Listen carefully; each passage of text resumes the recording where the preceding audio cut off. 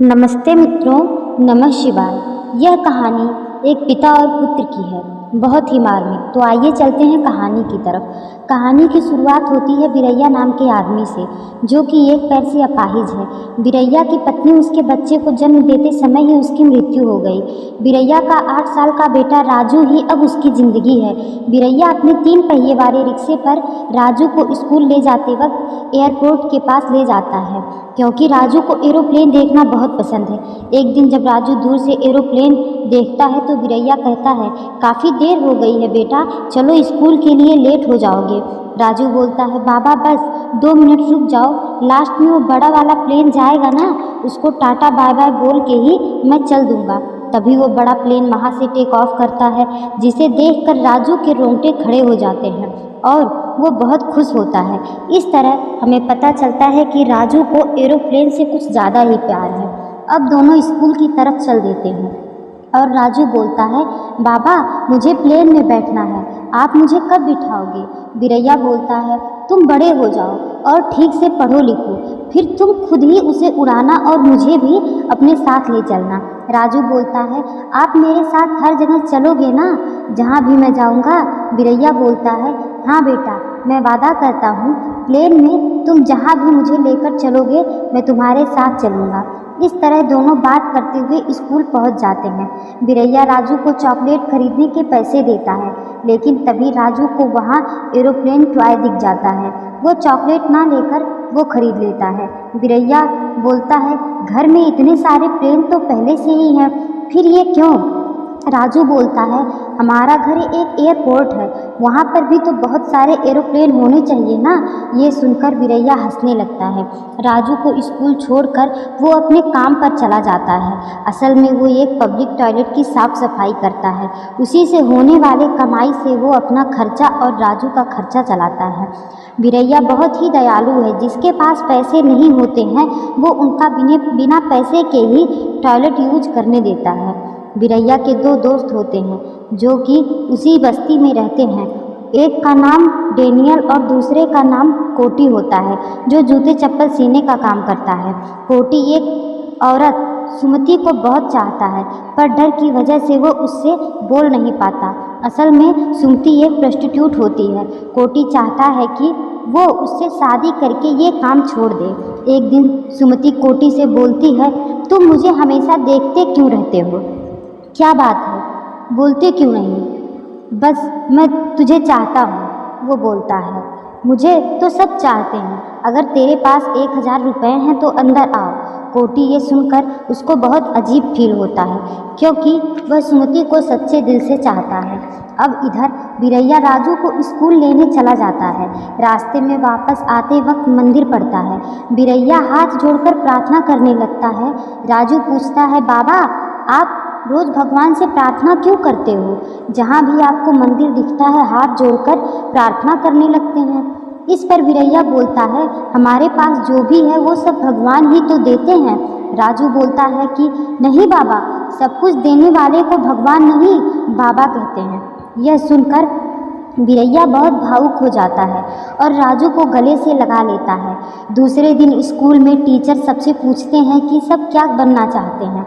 जब राजू की बारी आती है तो वो बोलता है कि वो प्लेन का ड्राइवर बनना चाहता है।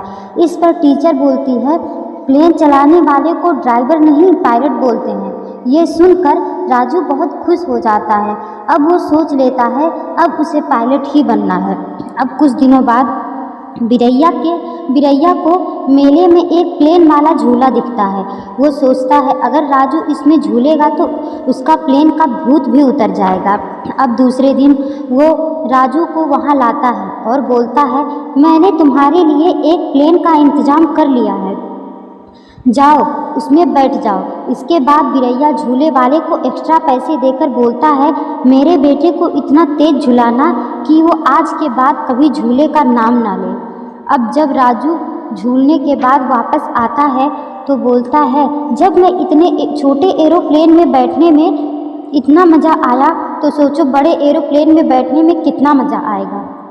बिरैया सोचता है इसका तो हौसला और भी बढ़ गया। वो अपने बेटे से बोलता है, जल्द ही हम एरोप्लेन में बैठेंगे, बस तुम अपनी पढ़ाई पे ध्यान दो। अब कुछ दिन बीत जाते हैं और राजू का प्रिंसिपल बिरैया को राजू के स्कूल बुलाता है। बिरैया घबराते हुए स्कूल पहुंचता है, जहां प्रिंसिपल उसे खुशखबरी सुनाते हैं। वो कहते हैं कि राजू ने सैनिक स्कूल का एंट्रेंस एग्ज़ाम पास कर लिया। ये सुनकर बिरैया बहुत खुश हो जाता है और वो अपने रिक्शे से मिठाई लेकर आता है। जैसे ही वो बांटने के लिए आगे बढ़ता है, उधर से राजू आ रहा होता है और तभी राजू को चक्कर आ जाता है और वो बेहोश होकर गिर जाता है और तुरंत उसे हॉस्पिटल ले जाया जाता है, जहाँ से रात को उसे छुट्टी मिल जाती है। घर आकर बिरैया के दोस्त पूछते हैं, हमें पता चला राजू बेहोश हो गया था, अब वो कैसा है? इस पर बिरैया बोलता है, कोई बात नहीं है, बस उसे थोड़ी सी कमजोरी हो गई थी। रात को बिरैया को नींद नहीं आती। दरअसल राजू को जब भर्ती कराया गया था तो डॉक्टर ने बिरैया को बताया कि राजू को ब्लड कैंसर है, वो भी 3rd स्टेज वाला। अब उसके लिए कुछ नहीं किया जा सकता, इसलिए उसके पास 1 महीने या उससे भी कम टाइम है। यह बात बिरैया को सोने नहीं दे रही थी। पूरी रात वो रो कर निकाल देता। सुबह राजू स्कूल के टाइम पे बोलता है, आज मैं लेट हो जाऊंगा, जल्दी चलिए, आप तैयार हो जाइए। बिरैया बोलता है, बेटा अभी कुछ दिनों तक स्कूल नहीं जाओगे, जाओ बाहर जाकर खेल आओ। ये कहकर वो भगवान की तस्वीर को उल्टा दीवार की तरफ कर देता है, जिससे हम उसके मन की स्थिति को समझ सकते हैं। जिस भगवान को वो इतना मानता था, वही आज उसके बेटे को उससे छीन रहा है। एक बेबस बाप करे तो क्या करे। दिन में बिरैया राजू की दवाइयाँ लेने मेडिकल स्टोर पे जाता है। वो दवाइयों के पैसे पूछता है। दुकानदार उसे बताता है 4000 हुए, पर उसके पास 2000 ही होते हैं। तब वह दुकानदार उसे 15 दिन की दवाइयाँ दे देता है। अब वह अपने पब्लिक टॉयलेट वाली काम पर पहुंच जाता है तो देखता है कि म्यूनसिपालिटी वाले उसके पब्लिक टॉयलेट को तोड़ने की तैयारी कर रहे हैं। सब उन्हें समझाते हैं कि साहब ऐसा मत करिए, बिरैया बहुत ही अच्छा आदमी है, उसका घर इसी काम से चलता है। पर इंजीनियर बोलता है, नहीं, ऊपर से ऑर्डर है, और बिरैया के आँख के सामने उसे तोड़ दिया जाता है। अब बिरैया बिना कुछ कहे घर पर चला जाता है, पर घर पर उसे राजू नहीं दिखता, तो वह उसे इधर उधर देखने लगता है। वह सबसे पूछता है, पर किसी को नहीं पता होता कि राजू कहाँ है। तभी उसे कुछ ख्याल आता है और वह उसी एयरपोर्ट की बाउंड्री पर पहुंच जाता है, जहां से राजू स्कूल जाते हुए प्लेन को टाटा बाय बाय करता है। बिरैया देखता है राजू वहीं किनारे पर बेहोश पड़ा है। ये देखकर बिरैया जैसे तैसे उसके पास पहुंचकर उसे उठाने की कोशिश करता है, लेकिन राजू होश में नहीं आता। लेकिन तभी ऊपर से एक प्लेन जा रही होती है, जिसकी आवाज़ सुनकर राजू को होश आ जाता है। राजू सब भूलकर एरोप्लेन देखकर टाटा बाय बाय करने लगता है। यह देखकर बिरैया अब ठान लेता है कि चाहे कुछ भी हो जाए, वह अपने बेटे की इस आखिरी इच्छा को जरूर पूरी करेगा।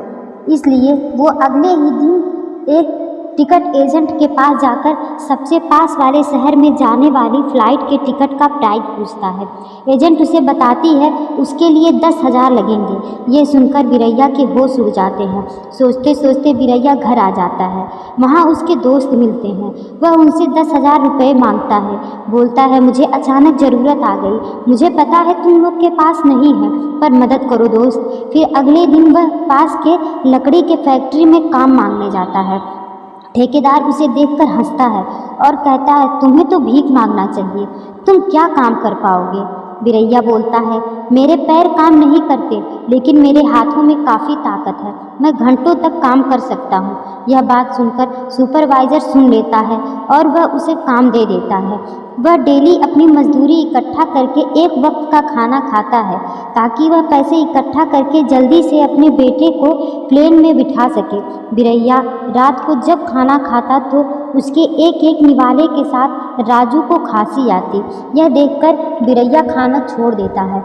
अगले दिन वह फैक्ट्री के मालिक के पास जाता है और 10,000 रुपये मांगता है। आप मुझे पूरी मजदूरी ना देकर उसमें से उन पैसे को काटते रहना। मालिक उसे डांट कर भगा देता है। निराश होकर बिरैया अपने काम पर आ जाता है और लकड़ियाँ काटने लगता है।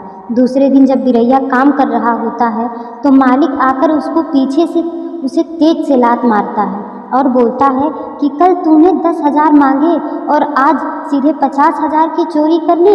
यह सुनकर वह गिड़गिड़ाने लगता है कि साहब मैंने कोई चोरी नहीं की। लेकिन मालिक उसे पुलिस थाने ले जाता है और बंद करवा देता है। अब पूरी रात पुलिस वाला बिरैया को खूब पीटता है, जबकि बिरैया ये बोलता रहता है कि मैंने कोई चोरी नहीं की। उधर राजू अपने बाबा का इंतज़ार कर रहा होता है और देखते देखते रात हो जाती है। सबको लगता है कि बिरैया पैसों का इंतज़ाम कर रहा है।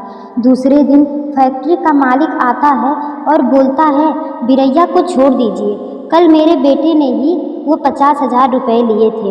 वो बिरैया को छोड़ देता है और घर पहुंचने पर उसके दोस्त पूछते हैं तुम आखिर कहाँ थे और तुम्हें इतने पैसे क्यों चाहिए। परेशान होकर बिरैया दोनों को सारी बातें बता देता है। मैं तो बस अपने बेटे के लिए जी रहा था, भगवान ने मुझे गरीबी दी, मैंने सह ली, लेकिन मेरे बच्चे की उम्र में गरीबी क्यों दी। वह अपने दोस्तों को राजू की आखिरी इच्छा के बारे में बताता है। उस मासूम को तो अभी कुछ पता ही नहीं। अब तीनों इस बात पर इमोशनल हो जाते हैं और रोने लगते हैं। अब दोनों दोस्त और बिरैया मिलकर पैसों का इंतज़ाम करते हैं। डॉक्टर बिरैया को बताता है कि राजू के पास बहुत ही कम टाइम है। बिरैया अपना रिक्शा बेच देता है जिससे 1,000 मिल जाता है। अब पैसे लेकर बिरैया टिकट खरीद लेता है। एयरपोर्ट पर पहुंचकर बिरैया को कुछ समझ नहीं आता। वहां पर एक एयर होस्टेस श्वेता दिखती है और उनकी फ़्लाइट तक पहुंचने में मदद करती है। बातों ही बातों में बिरैया उसे सब कुछ बता देता है। राजू आज इतना खुश होता है जैसे किसी ने उसे ज़िंदगी भर की खुशी दे दी। अब फ्लाइट टेक ऑफ करने से पहले ही राजू उस सफ़र को एंजॉय करने लगता है। बिरैया यह देखकर बहुत खुश होता है। थोड़ी देर बाद राजू को बाहर देखने को कहता है, लेकिन बेचारा राजू अब इस दुनिया से जा चुका था। बिरैया अब चुपचाप अपने बेटे को निहारता रहता है। तभी वहाँ श्वेता आती है। बिरैया उसे सब कुछ बताता है। श्वेता उसे कहती है हमें फ़्लाइट को टेक ऑफ करने से रोकना होगा क्योंकि यही इसके रूल्स हैं। लेकिन बिरैया उसके सामने हाथ जोड़ने लगता है कि मैडम मैंने मेरे बच्चे की आखिरी ख्वाहिश पूरा करने के लिए बहुत कुछ किया है, आज मुझे उसकी ख्वाहिश पूरी कर लेने दीजिए, मुझे उसको ये सफ़र करवाने दीजिए। श्वेता भी अब इमोशनल हो जाती है, वहाँ से चली जाती है। जिसके बाद फ़्लाइट टेक ऑफ करती है। फ़्लाइट के टेक ऑफ करते ही बिरैया राजू से बातें करने लगता है। देखो राजू, बाहर कितने बड़े बड़े बादल हैं, तुम आज बादलों का सफ़र कर रहे हो। देखो मेरे बेटे, ये कहते कहते वो रोने भी लगता है, लेकिन राजू से बात करना बंद नहीं करता और पूरी सफ़र अपने बेटे के साथ ऐसे ही काट देता है। फ्लाइट के लैंड होने के बाद श्वेता वहाँ आती है और जैसे ही वो राजू के पास पहुँचती है तो देखती है कि बिरैया भी अब इस दुनिया में नहीं है। उसने अपने बेटे से वादा किया था कि फ्लाइट में वो जहाँ भी जाएगा वह उसके साथ जाएगा और बिरैया अपना वादा पूरा भी करता है। तो दोस्तों, कैसी लगी ये कहानी ज़रूर बताइए। धन्यवाद।